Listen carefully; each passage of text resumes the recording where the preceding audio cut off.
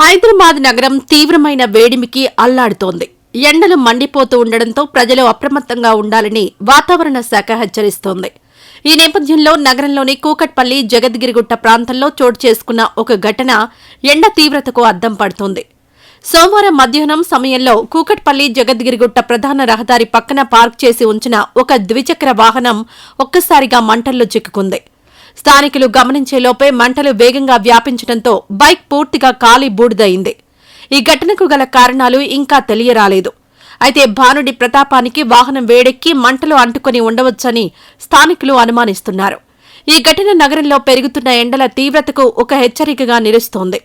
ఈ సందర్భంగా నగర ప్రజలు అత్యవసరమైతే తప్ప బయటకు రావద్దని, ఒకవేళ బయటకు వస్తే తగిన జాగ్రత్తలు తీసుకోవాలని అధికారులు సూచిస్తున్నారు. ముఖ్యంగా వృద్ధులు, పిల్లలు, దీర్ఘకాలిక వ్యాధులు ఉన్నవారు మరింత అప్రమత్తంగా ఉండాలని విజ్ఞప్తి చేస్తున్నారు.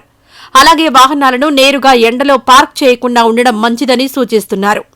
ఈ వీడియో నచ్చితే లైక్ చేయండి. అలాగే మా ఛానల్ ని ఫస్ట్ టైం కనుక చూస్తున్నట్టయితే ఇప్పుడే సబ్స్క్రైబ్ చేసుకుని పక్కనే ఉన్న గంట సింబల్ ని యాక్టివేట్ చేసుకోండి. అప్పుడే మేము పెట్టే ప్రతి వీడియో మీకు నోటిఫికేషన్ గా వస్తుంది. అలాగే ఈ వీడియో పూర్తిగా చూసినందుకు ధన్యవాదాలు.